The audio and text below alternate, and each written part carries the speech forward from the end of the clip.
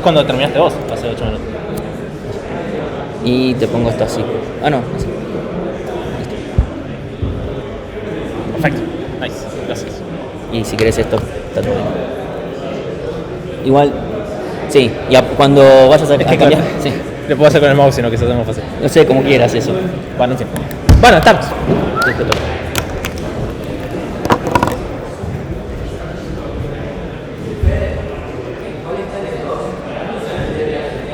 No, en estructuras enlazadas. 5. Que después le cambiamos el número, pero. ¿Este también ahí? No me acuerdo. ¿Eh? Sí, esta diapo está ahí también. No me acuerdo en qué carpeta. No, la puse. esta, no sé, eso lo pusiste vos ahora. Sí, ya sé, no me acuerdo. Hay que reordenar eso. Es el to-do del cuatrique. Bueno, empecemos. Bueno. Vamos a ver una cosita antes de seguir con... Va a parecer medio colgado lo que les voy a mostrar ahora. Que generalmente tenía sentido que damos este tema ahora porque se usaba para el TDA Cola, que es lo que vamos a mostrar hoy más tarde. Pero hoy en día ya no lo necesitamos, así que bueno, igual nos quedó tiempo, así que lo damos acá igual. Igual lo vamos a usar dentro de un par de clases, Sí, ¿no? Así que es lo mismo. Espero que se lo acuerden. En fin. El título es Funciones como tipo. Se los adelanté un poco la vez pasada, acá mismo,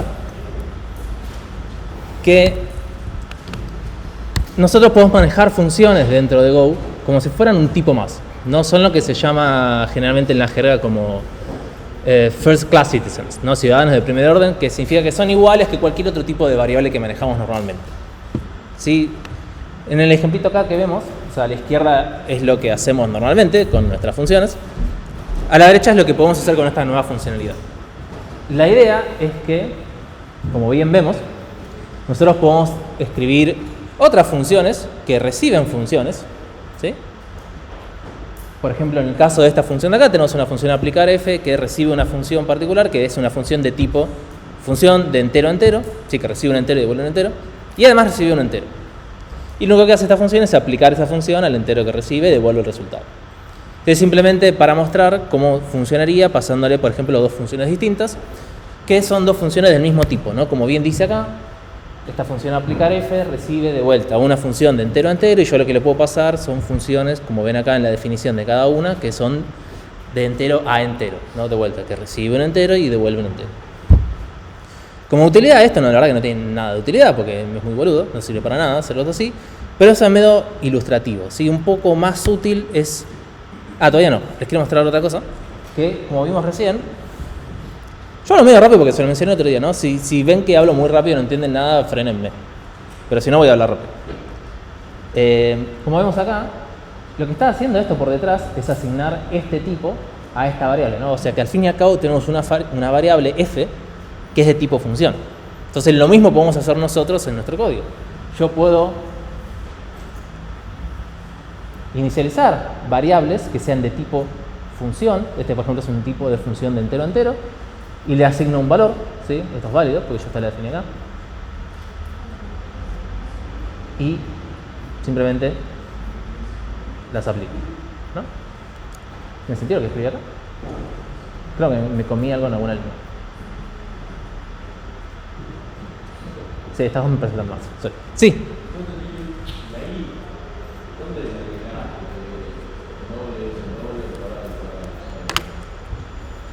Lo vemos acá. Claro, lo que estamos haciendo al final, creo que... ¿Saben qué vamos a hacer? Puedo modificar esto rápidamente porque veo que me equivoqué en algo muy boludo.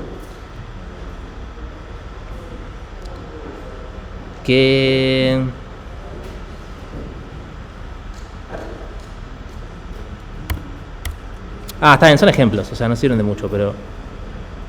Esto pasa cuando uno hace algo y después dice, ¿sabes qué? Voy a cambiarle los nombres a las variables y no lo pruebo y rompo todo. Pero en fin, son detalles. En realidad esto va acá y esto va acá. Ahora tiene más sentido. Vamos de vuelta. ¿Sí? El ejemplo es lo mismo, o sea, estoy haciendo varias llamadas simplemente por hacerlas. Fíjense que acá asigno a esta variable una función y yo puedo llamarla simplemente, pero usando el nombre de la variable, ¿no? Que es lo mismo que hacemos acá arriba. Todas estas son cuestiones de sintaxis, mucho no importa. Lo que quiero que nos quede un poco más claro es un poco el uso que realmente le podemos dar, ¿no? Dónde realmente empieza a ser útil esto, que un poco se los adelanté la clase pasada, en casos de este estilo, donde tenemos, por ejemplo, un slice de lo que fuera y queremos aplicarle la misma operación a todos los elementos de ese slice. Si, por ejemplo, tenemos un slice de enteros, queremos multiplicarlos por algún número, queremos calcular el cuadrado, tenemos un slice de strings y queremos pasarlos a minúsculas, a mayúsculas, o hacerle cualquier cosa, si cualquier tipo de transformación sobre un slice que va a depender del tipo de lo que estamos transformando y de lo que yo quiera hacer en ese momento, ¿no? Si yo quiero hacer cada una de estas cosas, normalmente tendría que escribir un montón de funciones distintas. Una función que me multiplique todos los elementos de un array por 2 y me devuelva un nuevo array con esos elementos. Una función que me multiplique todos los elementos por su cuadrado y después me devuelva un nuevo array con todos los elementos cuadrados. Y lo mismo con cada una de las que vaya haciendo. O hago una sola función. ¿Sí? Aplicando todo lo que vimos hasta ahora, podemos definir una función map genérica, ¿sí? Los que ya saben lo que significa, la función map básicamente me va a agarrar todos los elementos de un slice, le va a aplicar cierta función y me va a devolver un nuevo slice con todos los elementos con esa función aplicada, ¿no? Que es lo que vemos acá que hace. ¿Sí? Esta función, además de recibir una función por parámetros, es una función genérica, de manera que va a funcionar para cualquier tipo, porque se lo defino acá. ¿Qué es lo que hago? Es muy simple. Creo un slice resultado y por cada uno de los elementos de mi slice de entrada voy a guardar en el resultado el aplicar la función sobre ese elemento. ¿Sí? Que fíjense que es una función que va de t a t. Sí. Ok. Y después devuelvo el resultado. Es muy sencillo. ¿Cómo lo usamos? Como vemos acá abajo. Por ejemplo, tenemos un input acá. Es un slice de 5 números. En la primera voy a aplicarle map con la función doble que definí acá arriba. En el de abajo con la función cuadrado que también definí acá arriba, así que es la que ya veníamos viendo. Y este me va a devolver, por supuesto, los slices correspondientes. Fíjense el de acá abajo. Puedo usar la misma función con un tipo totalmente distinto, usar la función toLower del paquete strings y que, como se imaginan, me va a pasar todos los elementos que están en este slice de strings a minúscula. ¿Sí? Y me voy a mostrar eso. Fíjense qué útil que es, ¿no? Si hubiera querido hacer esto, tendría que haber escrito 3 funciones distintas, una para cada uno. ¿No? Y esto lo vamos a empezar a ver muy seguido. La verdad que el usar funciones de esta forma, por ahora parece medio específico el uso, ¿no? Como son medio raros, pero van a ver que se usa un montón. ¿Sí? A medida que vayamos programando cosas más complejas, van a ver que es una buena técnica para ahorrarnos un montón de código y un montón de lados. Junto con esto, queda medio raro, ¿no? Cuando muestra de a poquito porque me muestra el cuadrado blanco. Junto con esto, hay un par de temas que vienen de la mano, ¿no? Como que lo que vimos hasta recién es lo más básico, ¿sí? Que quizás los que hicieron algoritmos 1 con nosotros, por ejemplo, ya lo hemos usado, esto ya lo hemos visto. Pero hay un poco más, que también es lo que me gustaría explorar hoy y que nos llevemos un poco de eso. Funciones anónimas. ¿Sí? Lo que veníamos viendo hasta recién son funciones que tienen nombre propio. Nosotros las definimos, decimos, che, esta función va a ser de este estilo, además le asignamos un nombre. Nosotros podríamos querer definir funciones que no tengan nombre. ¿Cómo hacemos acá? Yo acá le estoy asignando a la variable func_c, ¿sí? Esta es la misma línea que teníamos antes, pero en vez de asignarle la función cuadrado con nombre, le estoy asignando una función anónima, ¿sí? Que es la que estoy definiendo en esta misma línea. ¿Cómo es la sintaxis? Bueno, es muy parecido. Voy a decir que va a ser una función que recibe un entero y devuelve un entero, y a continuación escribo el cuerpo de la función dentro de Java. O sea, literalmente el mismo código que estoy poniendo, solo que obviamente que ahora estoy incrustando dentro de este contexto y omitiendo el nombre de la función, por supuesto. ¿Sí? Pero si se fijan, es lo mismo que teníamos antes, exactamente igual. ¿Para qué me sirve esto? Bueno, si justamente quiero usar funciones y pasarlas entre muchos lados o hacer muchas cosas con ellas, si no me interesa tener un montón de funciones con nombre definidas, porque la verdad que no me interesa tener una función que me calcule el cuadrado, simplemente la defino como una función anónima. Y después la uso igual que como venía usándola hasta ahora, ¿no? Fíjense que puedo pasarlo así, puedo pasarle directamente sin definirlo como variable, sí, esa es para que se acostumbren todo esto a trabajar funciones como si fueran simplemente un tipo más de variable. ¿Sí? No hay que tenerle miedo a eso, es más de lo mismo.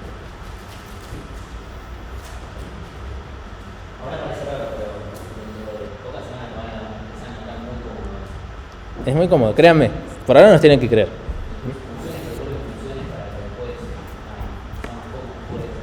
Tal cual. Sí, no lo mostré en el ejemplo, pero se imaginan que si puedo recibir una función, puedo devolver una función como valor de retorno, ¿no? Es la función que teníamos antes.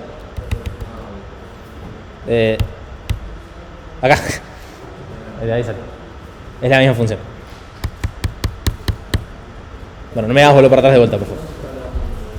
Lo anónimo es esto. Es la línea que definimos acá. Nosotros estoy definiendo la función sin darle un nombre. Si la estoy definiendo de manera anónima. No, esa es la variable. La función no tiene un nombre en sí. Antes nosotros, como teníamos acá, yo defino la variable func, fund, pero lo que le estoy asignando es la función con nombre que definí previamente, ¿sí? Fíjense que lo único que hago es incrustar este código que está acá a la izquierda de este lado y de esa manera ya no tengo una función con nombre. Lo que hago con funciones con nombres es que este cuadrado la puedo usar acá y en cualquier lado. Si la defino de manera anónima, obviamente la voy a poder usar únicamente acá, ¿sí? O bueno, todos los lugares donde yo tenga acceso a esta variable. No, al contrario, esta es una función anónima porque no tiene nombre. Las anteriores no son anónimas. Pero es el nombre de la variable, no es el nombre de la función. Es lo que estoy diciendo. Bien, avancemos un poco. Y acá es donde realmente empieza a estar útil toda esta parte, porque dirán, está bien, ¿para qué quiero una función anónima si puedo tener una función con nombre y usarla donde yo quiero? Bueno, es lo que me faltó decir. Nada, se lo repito todo el tiempo para que se lo incrusten, ¿no? Func en este caso es una función de tipo entero a entero, ¿sí? Todo el tiempo se los remarco para que entiendan que ese es el tipo de la variable. ¿Qué más tenemos acá? Más de lo mismo, pero usando funciones anónimas, ¿no? El mismo ejemplo que teníamos antes usando el map, que el map no cambia, pero en el main donde yo utilizo el map, en vez de pasar las funciones con nombre, le paso funciones anónimas. Uy, ¿qué rompí? Ahí. Sí, fíjense que el código termina siendo lo mismo. ¿Vamos bien? Lo que expliqué hace un rato. Sí. Bien. Pasamos un poco más. Ahora sí, ahora lo que quería llegar y me adelanté. La real utilidad que le podemos dar a estas funciones anónimas es la siguiente, a ver si lo ven. ¿No? Esto es lo que teníamos escrito hasta recién. Yo defino una función cuadrado, la uso, ¿sí? Pasándole algún número cualquiera. Fíjense el siguiente ejemplo. ¿Qué cambió? ¿Ven algo? ¿Para qué me agacho así? Sí. ¿Qué tiene de distinto esto de acá con lo de acá arriba?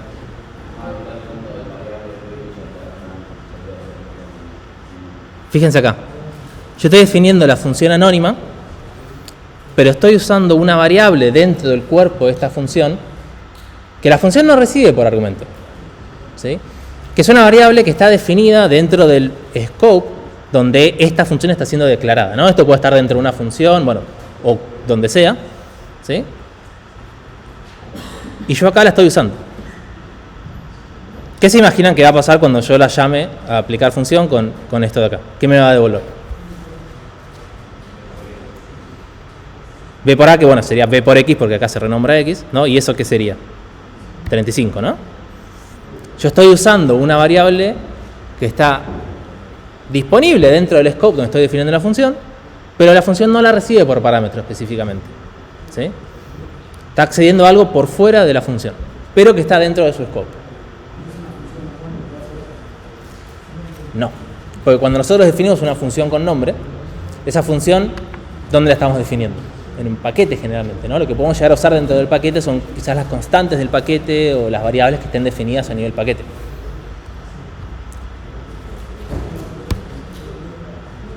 ¿Estás llamándome? Ok. Fíjense el siguiente ejemplo. Lo mismo de recién, pero agregué una línea, ¿no? Le cambio el valor a B y después llamo a aplicar función. ¿Qué se imaginan que va a dar de resultado?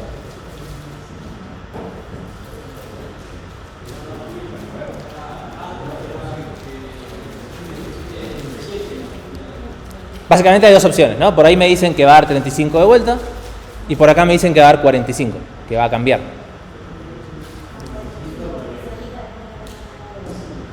Ok, ¿alguien más quiere votar o adivinar? A ver, ¿cuál de las dos?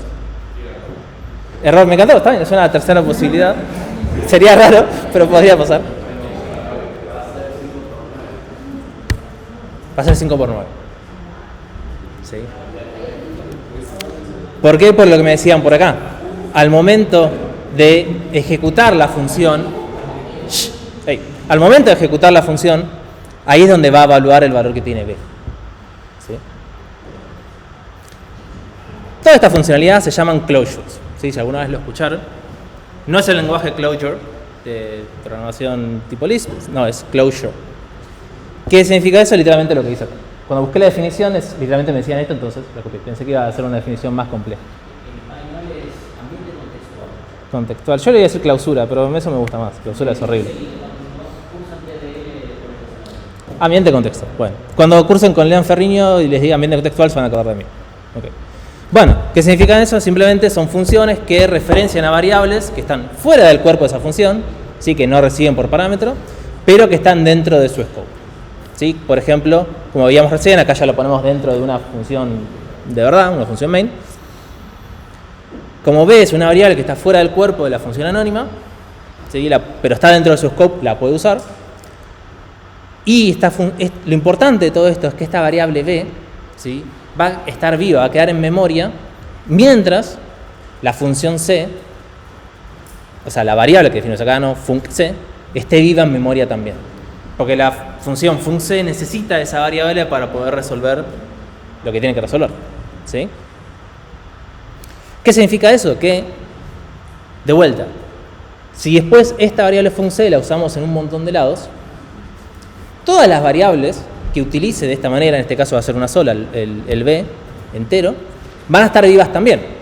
Obviamente si utiliza un entero no pasa mucho, pero si utiliza muchas variables o variables que pueden llegar a ser muy pesadas, puede llegar a ser un tema también, ¿no? Porque hay que saber que eso va a vivir en memoria más de lo que normalmente viviría, ¿no? Porque si la función terminase acá y yo devuelvo func C va a estar viva, B va a estar viva, pero normalmente no. ¿No? Fíjense el siguiente ejemplo, como decíamos recién. Parece medio raro lo que estoy escribiendo acá, ¿no? Pero si lo leen en 2 segundos va a tener sentido. Tenemos la función armar función, que recibe 2 enteros y devuelve una función. ¿Sí? Esta función que devuelve es una función que recibe un solo entero y devuelve un entero, pero que hace uso de este i que está definido en la función de arriba, en este wrapper, por decirlo, ¿no?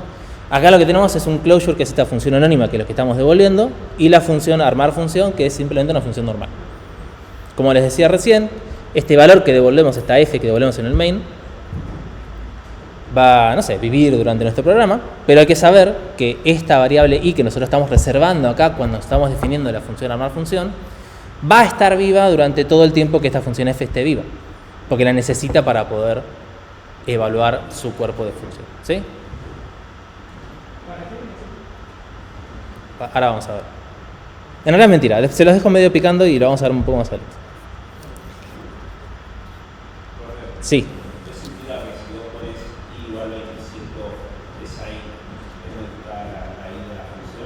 No, porque fíjate que acá está recibiendo por parámetro. Cuando recibimos cosas por parámetro se copia. ¿Sí? Entonces esa i va a estar viva solamente dentro de esta función. Si esta función termina, yo a esa i no puedo acceder más desde ningún otro lado, pero sigue guardada, exactamente. Que me lleva al siguiente ejemplo. ¿Sí? Lean un cachito el código y díganme qué se va a mostrar por pantalla, en este caso. No es error. Pero está bien, está bien. Siempre es una buena idea tirar error si no sabes. ¿Qué va a mostrar?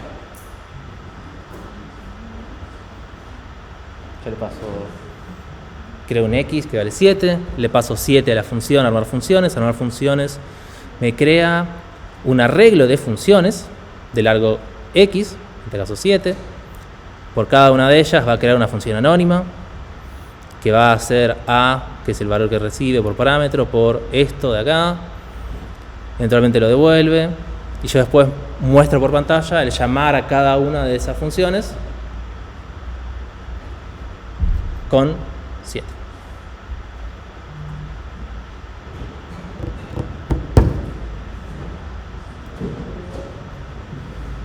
¿Lo pueden seguir? ¿Qué? No sé si terminaste la pregunta o no. A es el valor, el argumento que recibe la función anónima que estás definiendo dentro de la función armar funciones. Acá.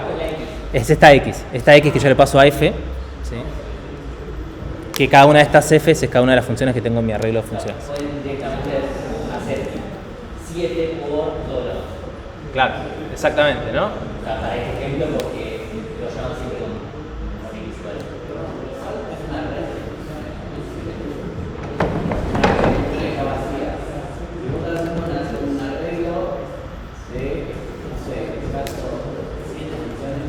Sí.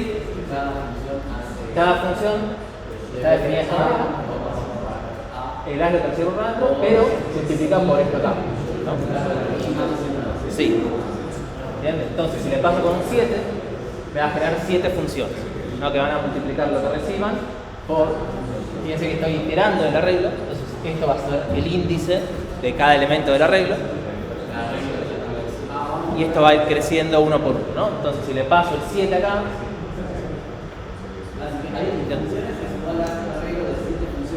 sí.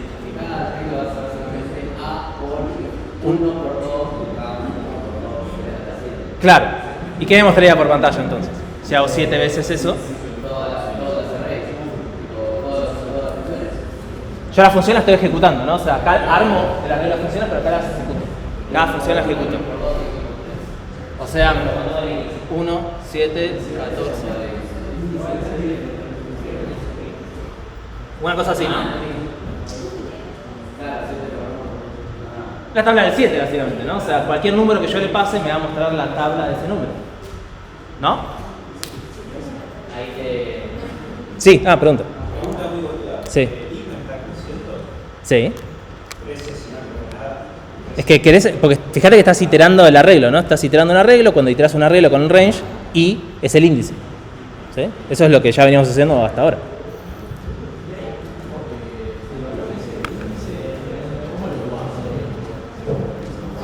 Pará, ¿a qué te referís con eso?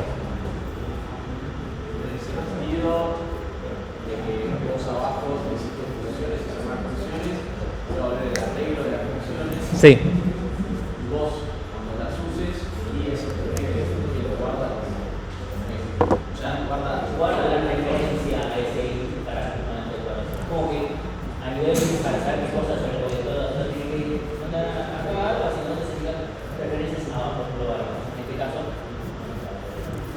Claro.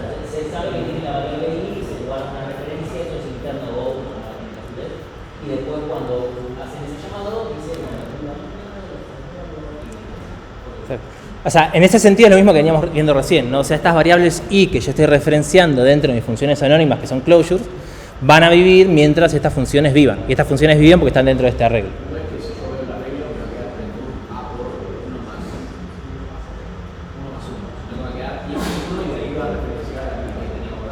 Ok, entonces, ¿qué va a imprimir? No va a imprimir eso.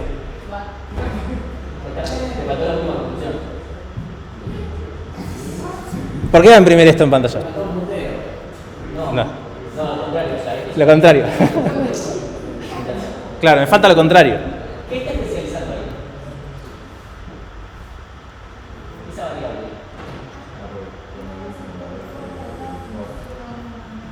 Fíjense que esta i sigue siempre la misma variable, ¿no? O sea, a medida que voy haciendo el range, cuando yo itero normalmente, ¿no? Hago un range de un slice, de un arreglo, la i, el índice me va a dar el valor, ¿no? En cada iteración del índice del elemento en el cual estoy. Pero esa i va cambiando. En cada iteración esa i va a cambiar hasta que eventualmente en la última iteración tome el último valor, ¿no? Pero ¿qué pasa? Cuando yo estoy asignando i de esta manera, yo lo que tengo es una referencia a esa variable y no tengo el valor propiamente que tenía. Simplemente es la referencia a esa variable. Como ese valor va cambiando, lo último que voy a tener es el último valor que tuvo esa variable. ¿Sí? Es el mismo ejemplo que teníamos antes. ¿Se acuerdan cuando cambiábamos el valor de b por 9? Es el mismo ejemplo, solo que un poco más oscuro. Sí sirve, porque lo que tenemos que hacer es una copia de esa variable. ¿Sí? Evitar que se modifique la variable que yo estoy guardando en mi closure generando, por ejemplo, una copia. Acá sí me va a mostrar lo que yo esperaba que me muestre. ¿Sí? Por eso hay que tener mucho cuidado cuando trabajemos con closures, porque son peligrosas. ¿Sí? O sea, nos vamos a guardar referencias a cosas que si no manejamos bien cómo van a cambiar en el tiempo, nos pueden pasar cosas como las de recién. ¿Sí? Que tenemos resultados totalmente no esperados a lo que creíamos que iba a pasar. Sí.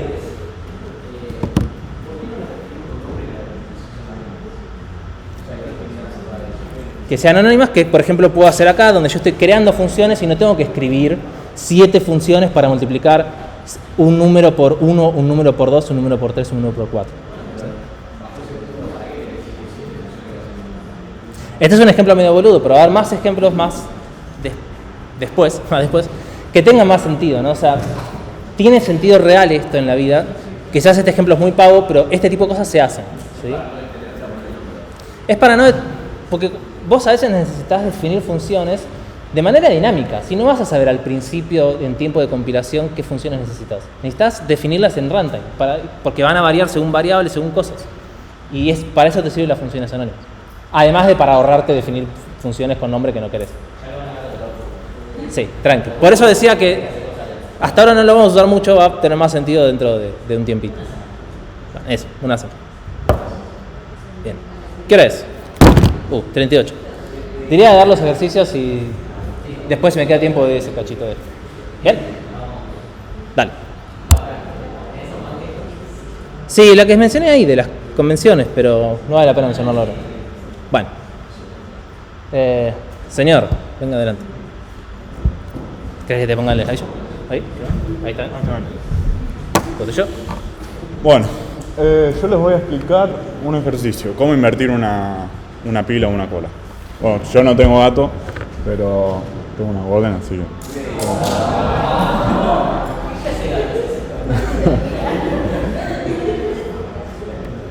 Bueno. Da una pila, una cola, invertir el orden de sus elementos. ¿Cómo se hace eso? ¿Con una primitiva, con una función? Vamos a empezar con la pila. La pila como función. O sea, primero todos entienden a lo que me refiero con invertir, ¿no? A ver. Sí, o sea, ¿no hay borrador? Martín, ¿no hay borrador? Bueno. Nosotros tenemos una pila... ¿Qué? Tenemos una pila, ¿no? A, B, C. Nosotros lo que queremos llegar es... Vale. Ahí está. ¿Se entiende, no? O sea, que invertir. Y bueno, en la cola lo mismo. ¿Cómo? Como función, sí. Primero vamos a hablar como función y somos bárbaros.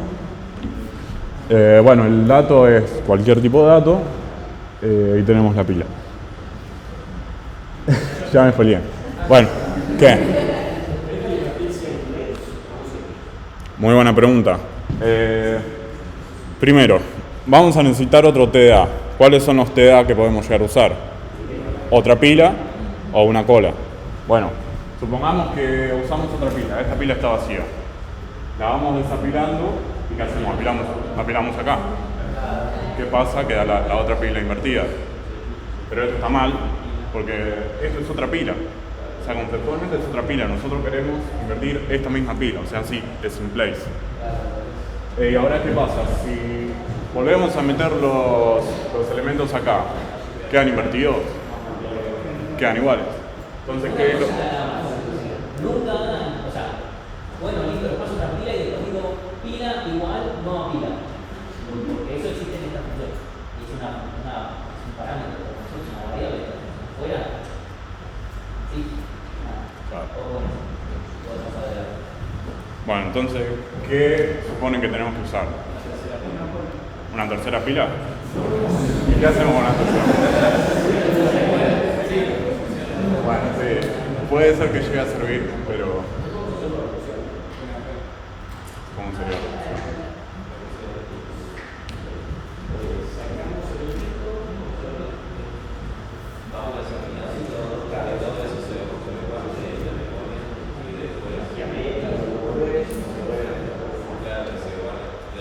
Sí, pero si lo haces recursivamente, el último elemento que saques va a ser el primero que guardes. Entonces te va a quedar igual. O sea, fíjate que ahí en vez de ser una pila estás usando el stack, que es una Claro. pila. Es una pila. Bueno, esto se resuelve con ayuda de una cola. ¿Cómo hacemos?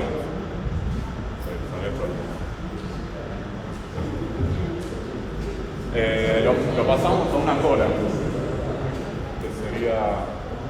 No, al revés.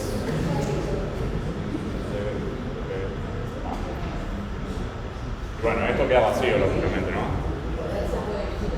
¿Se entiende, no? Primero saqué la C, que en la cola va a salir primera, después la B, que va a salir segunda y después la A.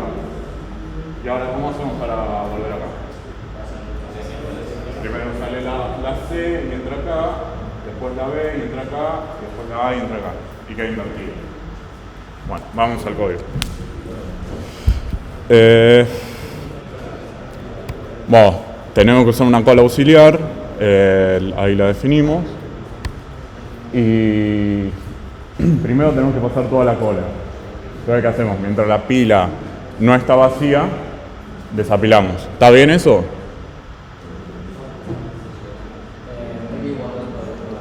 Claro. Sí, no en una variable, sino que justamente lo que queremos hacer es pasarlo a la cola. Claro, va a quedar vacía. Entonces lo encolamos en la cola. ¿Cómo? Claro, encolamos lo que desapilamos al mismo tiempo. ¿Cómo? Claro, estamos pasando justamente de esta pila a la cola, los elementos. La pila va a quedar vacía. Bueno, y una vez que tenemos la cola llena, ¿qué hacemos?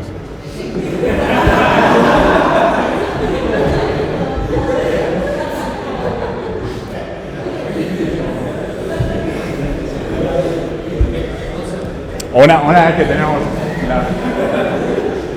la cola con los elementos, ¿no? ¿Cómo? No importa el espacio que tenga. Ahora, si nosotros vamos desencolamos en orden invertido, o sea, primero desencolamos la C, después la B, después la A. ¿Qué hacemos con eso? Lo vamos metiendo en la pila, claro, así queda invertido. Entonces, mientras la cola auxiliar no está vacía, vamos desencolando de la cola. ¿Así está bien? ¿Qué?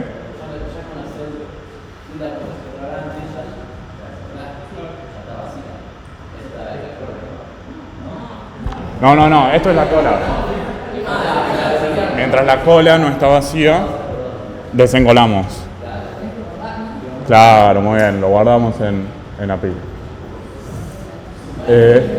Cada elemento que desencolamos lo apilamos.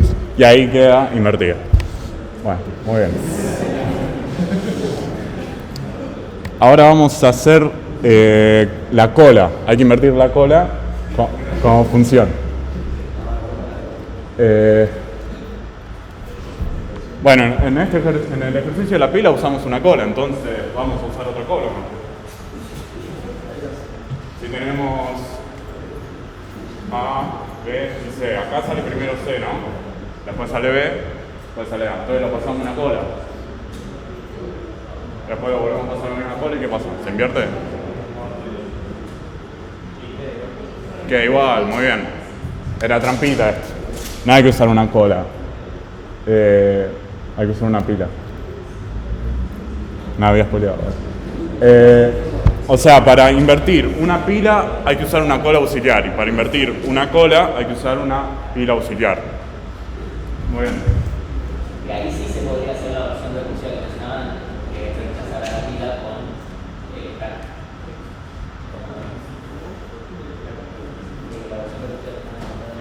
Bueno, entonces lo pasamos los elementos a una pila. Y después, ¿cómo va a salir esto? Invertido. Primero va a salir el A, que va a quedar acá. Después el B, que va a quedar acá. Y el C, que va a quedar acá. Una vez que lo pasemos todo de vuelta a la cola. Entonces, bueno, creamos la pila auxiliar. Mientras la cola no está vacía, vamos apilando en la pila auxiliar todo lo que desencolemos de la cola. Y bueno, y después lo pasamos de vuelta a la cola. ¿Se entiende? Son parecidos pero distintos, ¿no? ¿Alguna pregunta? Bueno, muy bien. Y ahora vamos a la pila como primitiva. O sea, ahora estamos del lado de Alan, claro, muy bien. Bueno, vamos a ver. ¿Cómo? A ver, propuestas, se escuchan propuestas. ¿Qué sugieren? Bueno, ahí les digo una ayudita. Un swap, pero ¿qué hacemos con el swap? La última por la primera. O sea, nosotros tenemos una cola así. Una pila, perdón. Tenemos una pila. ¿Y cómo marcamos el último y el primero?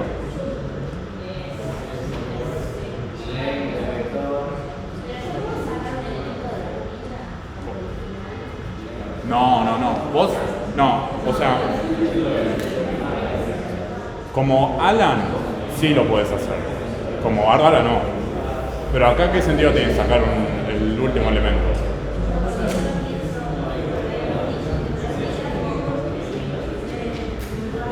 Claro, bueno. No, porque está trabajando internamente con el vector. La pila por dentro es un vector. Bueno, ¿cómo se recorre esto? Así, con dos índices, un I y un J. El I va bajando y el I va subiendo. ¿Y cuándo frena esto? Cuando son iguales, o bueno, supongamos que esto es 0 y esto es len. Cuando I no sea más chico que J. Bueno, que es exactamente lo que hacemos acá. A ver, ¿se entiende esto? Definimos. I empieza siendo 0 y J empieza siendo la longitud de la pila menos 1. Mientras I sea menor a J, bueno, ahí le sumamos y a J le restamos y swapeamos los datos. O sea, el A pasa a estar último y el C pasa a estar primero.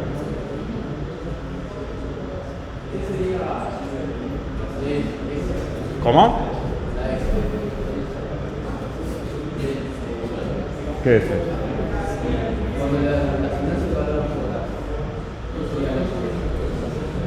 Perdón, esto, sí, no, quedó así escrito. Esto sería la longitud del vector. Como somos Alan, podemos acceder al vector. Pila.datos, claro, muy bien. Sí, un error de claro. O sea, esto solo lo podemos hacer porque estamos del lado de Alan.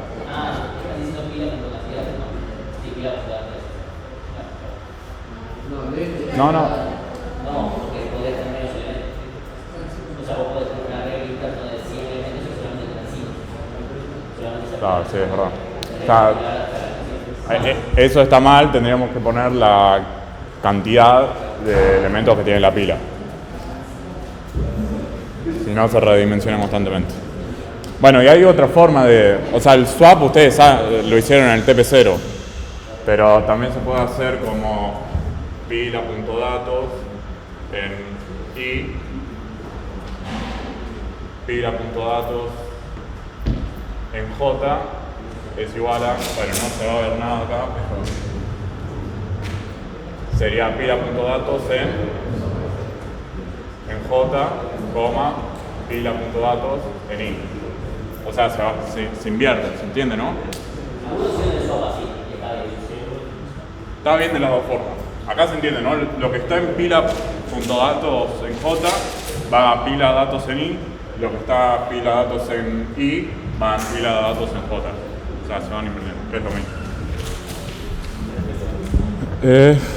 Bueno, ¿alguna pregunta? Bueno, no sé si... ¿Dónde? Ah, perdón, no te vi. Sí. ¿Cómo? Es lo mismo, porque en el swap estamos intercambiando lo que tiene cada puntero. Ah, muy buena pregunta, muy buena pregunta. Nunca podemos decirle ahora, che, esta función es O de I por J. Claro. Porque son I que son J.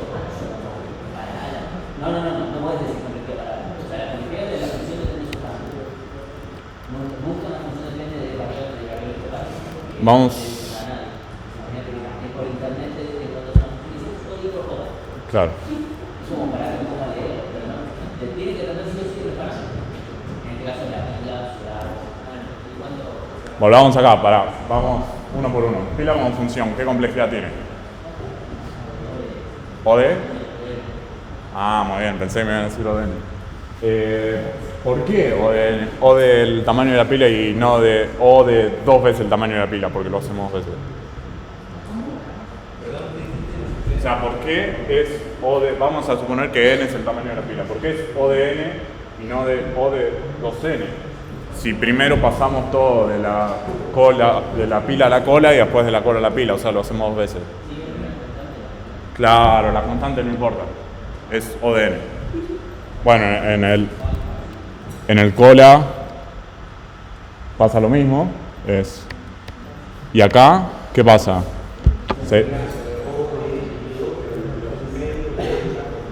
Claro, O de n dividido 2, pero un medio es una constante, así que... Bueno, muy bien.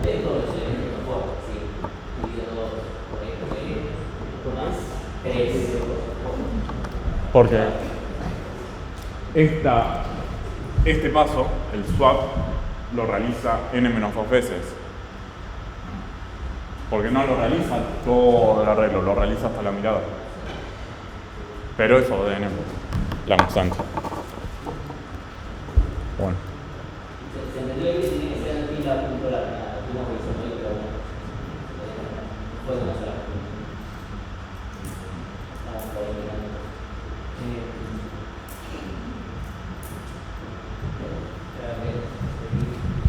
Bueno, no sé. Si nos queda tiempo, hacemos para la cola, o sea, el invertir de la cola de la forma primitiva. Vamos a hacer una manera recursiva también. Que no me dicen. Sí, pero eso es como función de como primitiva para... Ah, bueno. Pero nos estaríamos mostrando código de cómo hacer la cola. Bueno. Bueno. Última de APD. Bueno, ya entregaron una pila. El siguiente TDA es la cola. La entrega es la semana que viene, sí, siempre más o menos una semana. Vamos a repasar más o menos cómo funciona todo esto, ¿no?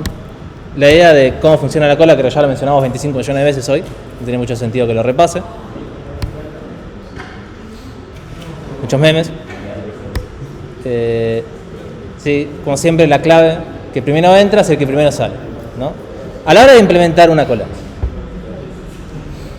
¿cómo nos conviene hacerlo? ¿Sí? ¿Qué utilizaríamos para implementar una cola? ¿Una estructura enlazada o un vector dinámico? ¿Por qué una estructura enlazada? Sí, básicamente. Perdón. Es que esperaba una respuesta un poco más larga, pero está bien.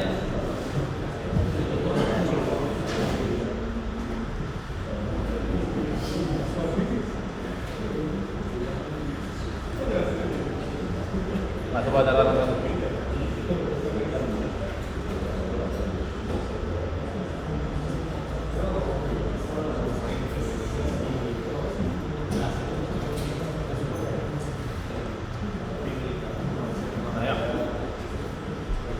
Si yo intentara hacer una cola con un arreglo, el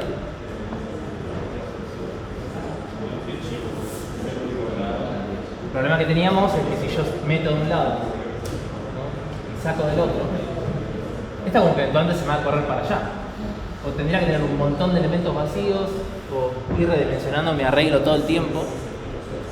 Y no es nada eficiente, ¿no? O tenemos que hacer un par de cosas más complejas que, bueno, es un bajón, al fin y al cabo. No, si lo implementamos con una estructura enlazada. Ah, no vi estos memes, no sabía que estaban acá. No, por todo lo que vimos acá, y seguro Martín ya les explicó. ¿sí? Las estructuras enlazadas nos van a poder permitir acceder a todas las primitivas en OD1. Es súper sencillo de hacer, ¿sí? Y la verdad que, ¿por qué no? ¿No? En este caso va a ser muy útil. También podríamos haber hecho una pila enlazada en su momento, pero bueno, lo hacemos como pila dinámica, porque pintó. Pero bueno, con la cola no nos quedan muchas opciones, ¿sí? Entonces, cola enlazada. ¿Sí? ¿Qué va a tener nuestra cola enlazada? Vamos a definir dos punteros, ¿sí? Como teníamos antes.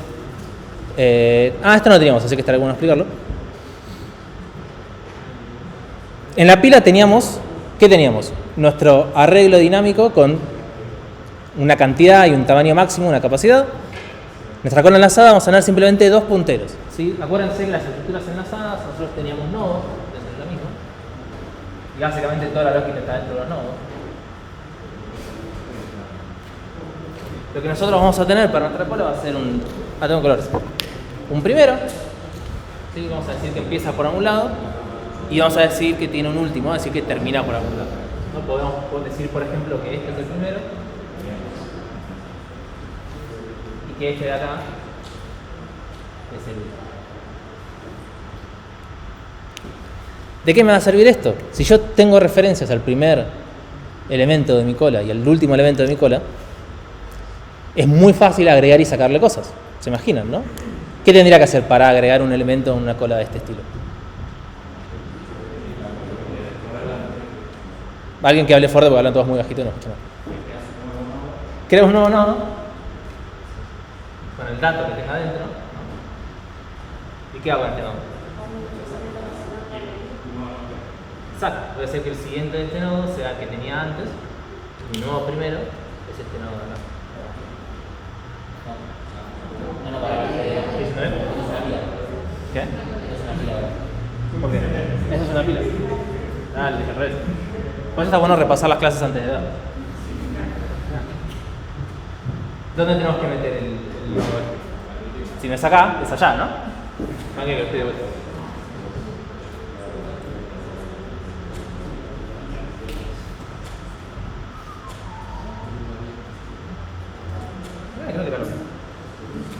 La clave, la clave está en cómo pongo esta flechita, ¿no? En vez de hacer como hacíamos antes, la flechita va a ir al revés. El último, que tenía antes, va a ser mi nuevo último.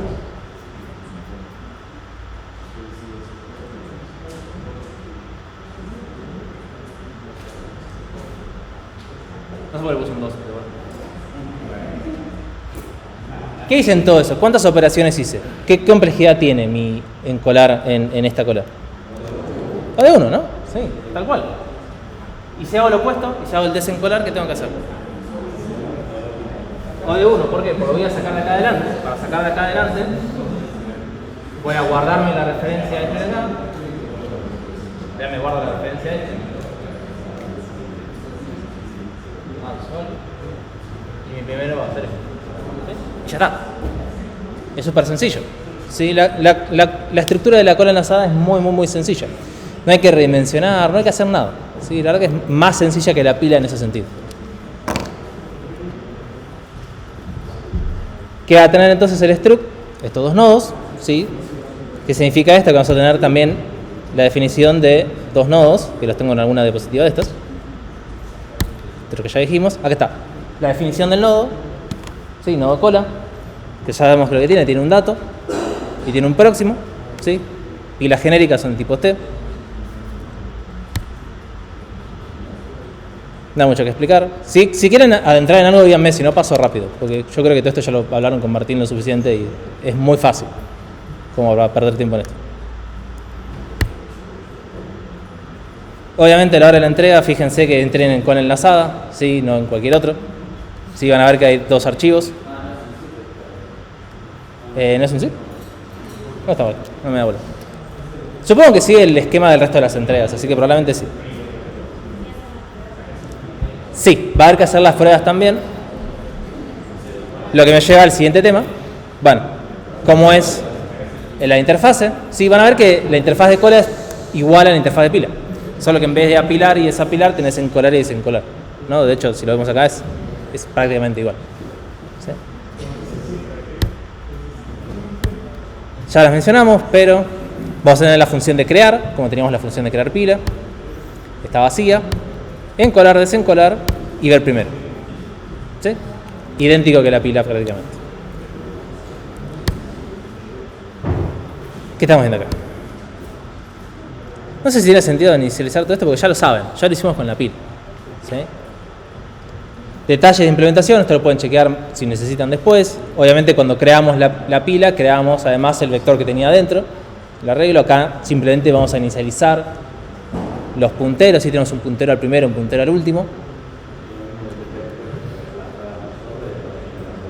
Sí, también. Lo cual me lleva a una buena pregunta. ¿Cómo inicializo estos punteros? Mi primero y mi último. ¿A qué los apunto cuando está mi cola vacía? Al nulo, ¿no? Al nil, exacto. Lo que sí me va a llevar un par de casos borde medio interesantes cuando encole o desencole los primeros elementos. ¿No?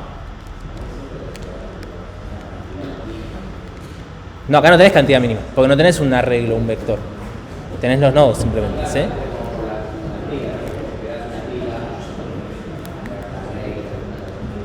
Claro, bueno, acá no, por eso. ¿No? Ojo entonces con estas condiciones borde, que son buenos casos de prueba para hacer después. Que me lleva, eventualmente, todo esto es muy aburrido, ya lo saben. Ver primero. Está, si no me equivoco, está acá la interfaz.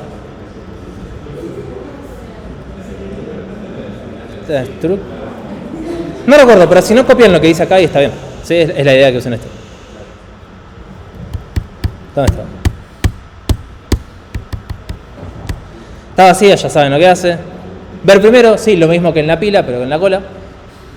¿No? Me marca el chaboncito que está en la punta. Encolar. Desencolar. Esto es muy trivial, chicos. Obviamente seguimos con las mismas ideas que veníamos implementando hasta ahora, ¿no? En la pila, cuando intentábamos desapilar o ver el tope de una pila vacía, íbamos a fallar con un pan, ¿no? Vamos a aplicar esta misma ideología durante todas las entregas, obviamente acá también. ¿Sí? Si intentamos desencolar o ver el tope de una cola vacía, ver primero o ver tope, no, vamos a fallar con un pan. ¿Sí? Misma ideología, es muy sencillo, muy parecido a lo que ya veníamos haciendo. Muy divertido. Ahora sí, el tema de las pruebas, que a veces puede ser más complejo. ¿Qué pruebas se les ocurre que podemos hacer con la enlazada?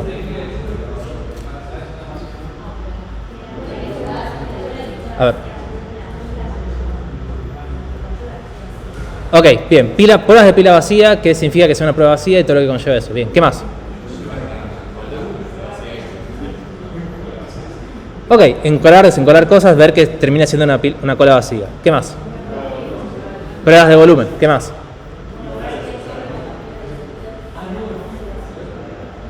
Perfecto. Ver el tope que sea lo que nosotros encolamos en el orden correcto. ¿Qué más?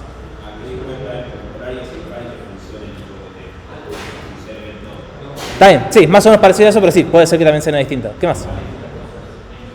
Para distintos tipos, también, porque no es una cola genérica. ¿Qué más?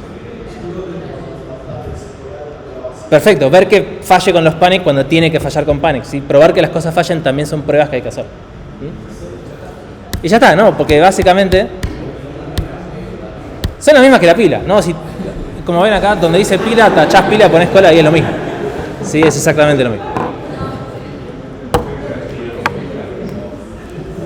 Bien. Después lo pueden ver en detalle ustedes.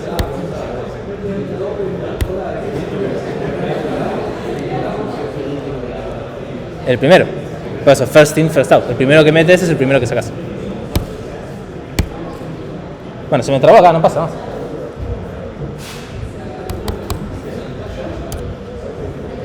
Bueno, hasta acá llegamos. Falta una diapositiva que ya fin.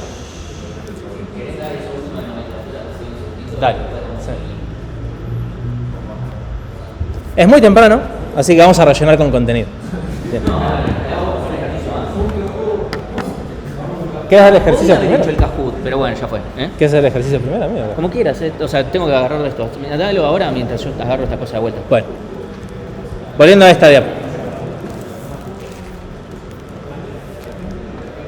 Un par de detalles más que está bueno empezar a ir incorporando de a poco. Shh, cállense. Esto ya lo vimos. Un par de convenciones. Me falló la animación. Un par de convenciones sobre Go que está bueno empezar incorporando. No hay muchas, lo estamos empezando a hacer nosotros de a poco. Eventualmente tendremos más. Y como hoy tenemos tiempo, lo doy a hoy también. Fíjense esta función de acá. No es una función que hace algo bastante complicado y que recibe 1, 2, 3, no sé, muchos valores. No lo veo, no sé ni cuánto recibe, es tan largo que no me entra en la pantalla. ¿Qué hacemos en este tipo de casos? Algo de este estilo, ¿no? O sea, de vuelta, estas son convenciones, no es que tipo sí o sí tengan que hacerlo así, pero la forma más bonita de hacerlo es hacerlo así. ¿Sí? ¿Cómo definimos que tenemos múltiples argumentos que recibimos? Podemos poner uno por línea, ¿sí? Acordándonos de poner la coma al final siempre en el último elemento. ¿Sí? En este caso, como devuelve 3 cosas muy cortitas, lo puedo poner en la misma línea, pero si devolviese un montón de cosas también, puedo poner un elemento por línea también, para hacerlo más claro. ¿Sí? O sea, está bien, termino usando 3, 6, 7, 8 líneas en vez de una, pero es claramente mucho más legible y entendible verlo así que verlo de arriba, ¿no? La coma del final, si se fijan, vieron ahora que les estamos corrigiendo usando Git y GitHub como interfaz y todo lo demás. Si se fijan, les muestra las cosas que cambiaron versus las cosas, o sea, lo que se sacó versus lo que se agregó. Esa coma está adrede porque si después se agregan más parámetros después, no les va a mostrar como que se sacó esa línea sin la coma para agregar la misma línea con la coma. O sea, básicamente por eso. Parece medio tonto, pero son simplicidades. Lo hizo a la gente de Google porque seguro le rompía las bolas eso. Tal cual. Creo que ni siquiera compila. No, sí, se compila. ¿Compila? Sin la Sí, coma, no. sin esa coma. Ah, sin la coma no, o sea, No estoy seguro. que yo sepa, el GoFormat no tiene un máximo de ancho. Creo que no. No estoy seguro. La verdad no estoy seguro. Es para averiguar.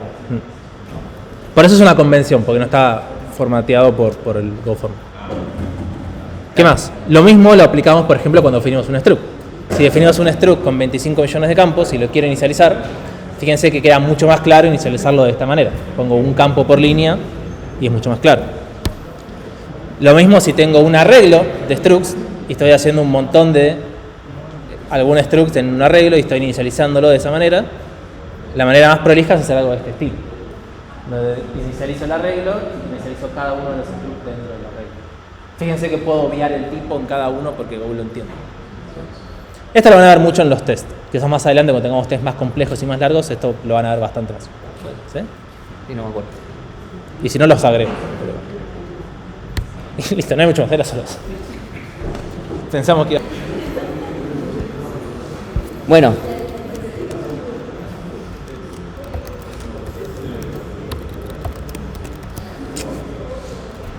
Enlazada.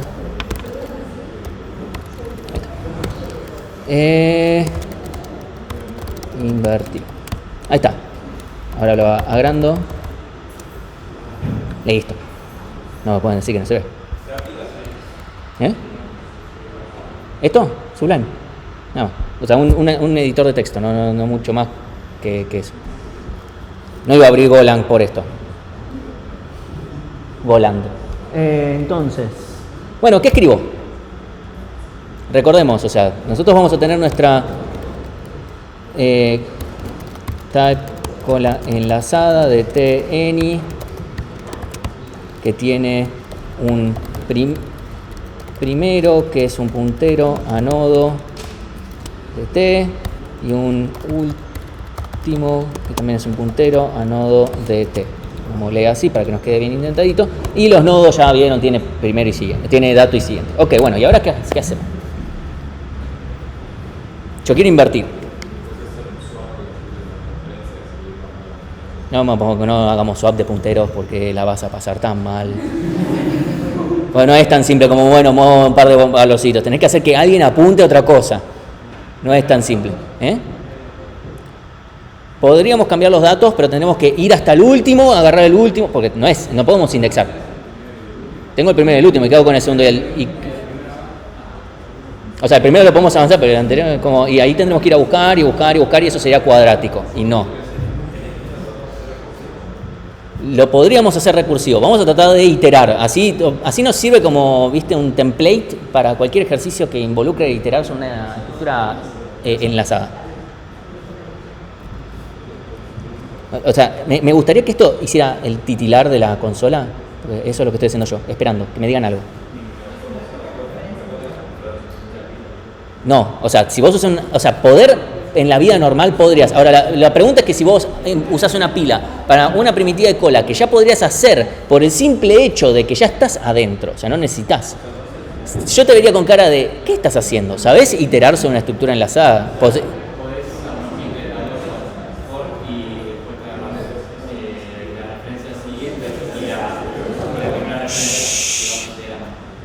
sea, la primera vez iterás, no lo cambias.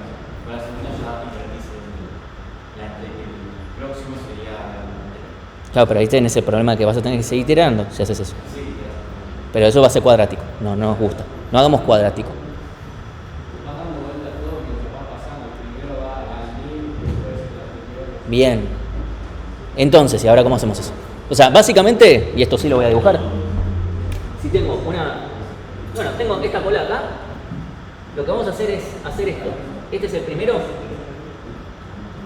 y este es el último. Bueno, ¿está? Lo que vamos a decir es, bueno, este apuntaba acá, bueno, me guardo esto, no perdamos esta referencia. Siempre hay que considerar eso. Con las estructuras enlazadas hay que, ojo con no perder referencias.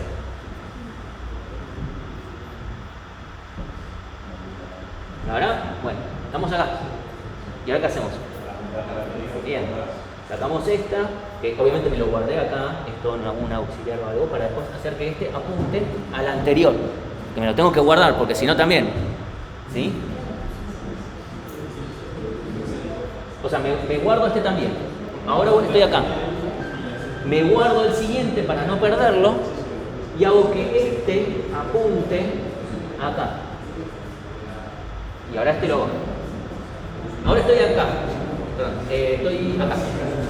Voy al siguiente. El siguiente es este siguiente. O sea, el siguiente es este. Es nil. El siguiente es nil. Me lo guardo. Y ahora lo que digo es este. Deja de apuntar a nil y apunta al anterior. Y ahora voy al siguiente, que me lo guardé. Como ya estamos en nil, ya terminamos. Chao. ¿Qué más nos falta hacer? Bien, tenemos que hacer esto.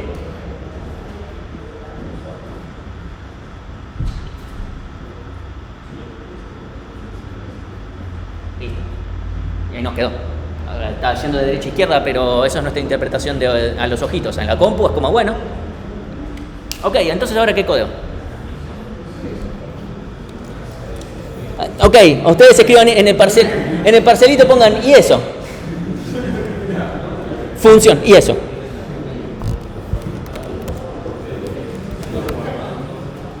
¿Qué? Algo tengo que escribir. Ok, me quedo con, vamos a llamarlo de una forma un poco más piola. Vamos a llamar actual. Es igual a cola.primero. Ok. ¿Y ahora?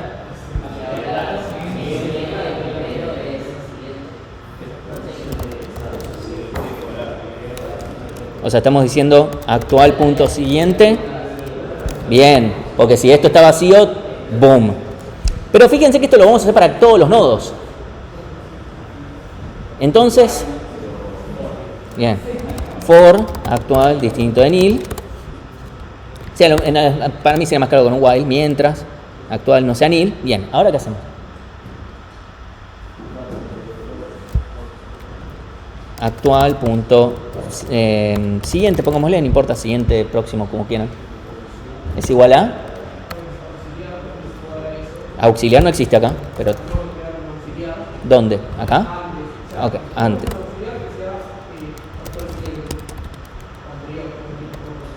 ¿Y que lo llamo cómo? ¿Y que le pongo qué valor? Entonces lo hago acá. Ok, pongámosle anterior es el siguiente, bien. Ok. ¿Y ahora qué hago? Y anterior es igual a anterior. ¿Y ahora cómo hago para actualizar a actual? Porque tengo que ir al siguiente, pero ya lo perdí. O sea, necesitaba tres cosas. Bueno, yo me quedé con el siguiente, ¿sí? Me quedé con el siguiente, pero, o sea, me quedé con, lo llamé anterior, pero es el siguiente. Entonces yo ahora tengo esto. Y ahora estoy diciendo que el actual punto siguiente, o sea, no cambia nada.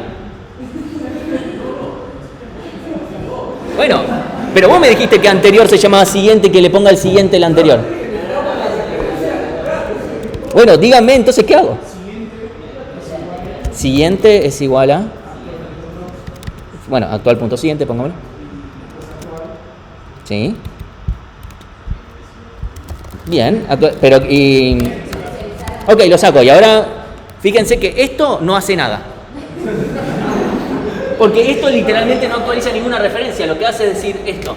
Tengo este puntero, tengo este, y después digo, bueno, este ahora vale este. Y después corro este. Después... Ok, si querés llegamos a la referencia al último, pero ¿qué hacemos con eso? O sea, la referencia al último ya la teníamos, está acá.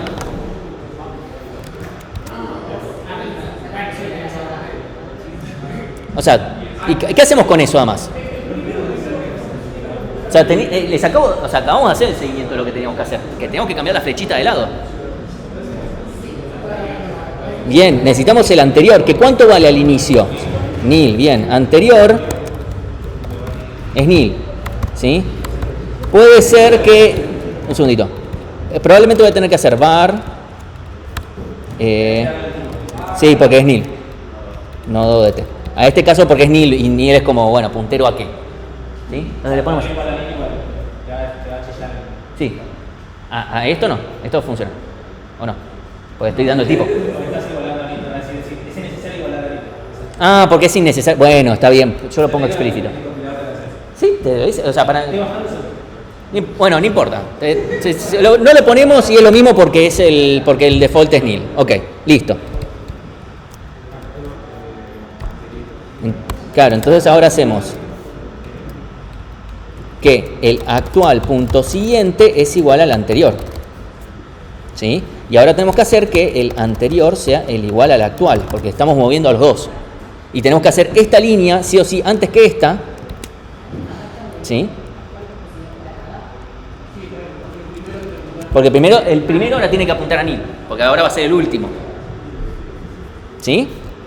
Entonces, primero lo que hago es hacer que, ok, el actual ahora apunta a lo que venía antes. Punto número 1, que inicialmente es nil.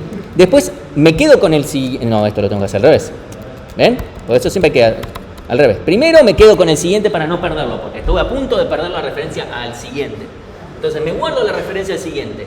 Hago que, supóngase que la flecha viene en este sentido para estar como en el caso inicial. Después digo, ok, este ya deja de apuntar. Entonces, este es actual, anterior, y lo llamé siguiente, así que vamos a poner siguiente. Entonces ahora hago esto y digo que el próximo es así, y después hago directamente que el anterior apunte al actual en este orden y que el actual apunte al donde sea que esté el siguiente. No, esto no lo perdimos. O sea, acá tenemos, esta variable ya no nos importa porque es local en el for, pero tenemos actual y tenemos anterior. Y lo único que vamos a tener que hacer es hacer esto para allá. O sea, vamos a hacer que este apunte al anterior. ¿Sí? Entonces, ahora cuando esté yo acá, lo primero que voy a hacer es guardarme en una variable auxiliar el siguiente, de este, porque piensen que está como en el estado inicial. Entonces, acá lo que hago es, me quedo con el siguiente. ¿Sí? Y ahora lo que voy a hacer es decir, ok, bueno, el próximo del actual es este de acá. ¿Sí? Y ahora digo que el anterior es el actual. Y ahora digo que el actual es el siguiente.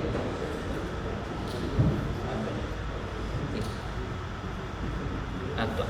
¿Sí? Lo tengo que hacer en este orden porque si lo hago en el orden inverso en algún momento pierdo las referencias y rompí todo. Por eso O sea, las estructuras enlazadas es como, sí, todo muy lindo, sí, hay que mantener esos punteros, hay que tener cuidado. En un arreglo simplemente voy a la siguiente posición. Acá hay que tener cuidado, ¿sí?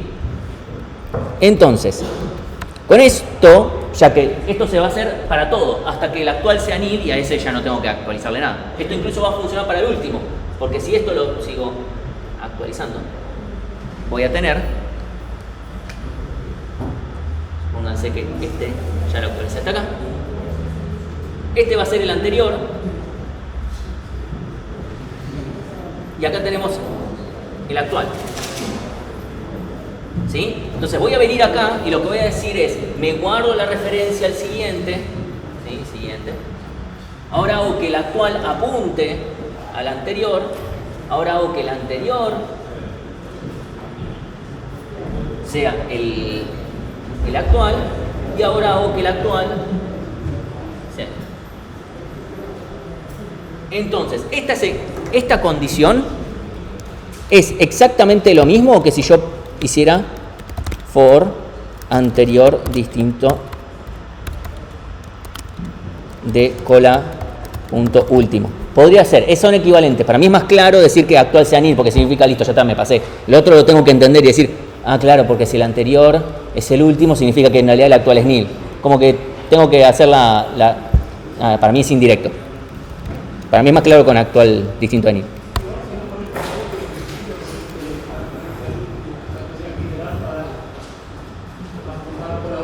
Eso lo tenemos que hacer igual, pero lo hacemos después. O sea, ya reestructuramos todo esto y ahora lo que nos falta es poner primero y último de forma correcta.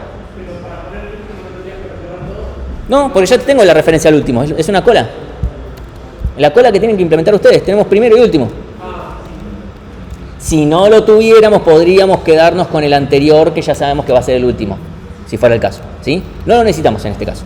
Entonces, en este caso vamos a hacer cola punto primero, coma, cola punto último, igual a cola punto último, coma, cola punto primero. Lo pongo más chiquitito. ¿Sí? Y con esto ya está. Inclusive, si la cola estuviera vacía, ¿qué va a pasar? Si la cola estuviera vacía, que eso es algo que hay que considerar, uno podría poner acá el if directamente, decir if cola punto está vacía, y acá podemos hacer return y a la mierda, y ya está. ¿Sí? ¿Podemos hacer eso? Sí, estaría todo bien. Pero les quiero mostrar que no lo necesito. Es que le puse return nada porque la función no devuelve nada. Y le hago return porque si no, no. Un break sí, no funciona. No, es que break no funciona. O sea, break funciona dentro de un ciclo. Acá no hay un ciclo. Esto es un if. Entonces, acá, si la cola estuviera vacía, esto igual funciona, porque fíjense que actual va a ser nil. Entonces, cuando venga acá, va a decir actual es nil, nada que hacer. Va a venir acá, y como cola primero es nil, y cola último también es nil, porque en una cola vacía ambos apuntan a nil, entonces cola último y cola primero simplemente van a seguir valiendo nil. Y es lo único que va a pasar. Entonces, y muy importante, por eso también es importante asegurarse que la estructura quede en un estado correcto cuando la implementen, porque es muy normal a veces olvidarse de actualizar cola último cuando vaciamos la cola, lo cual es un problema porque en este caso nos rompería todo. ¿Cuál es la complejidad de esto? No me puede decir, o de punteros porque ¿cuánto es esta? O de n siendo n la cantidad de elementos de la cola. ¿Sí? Fíjense que hay simplemente un fork donde solamente vamos actualizando referencias. Eso seguro. ¿Sigue o no?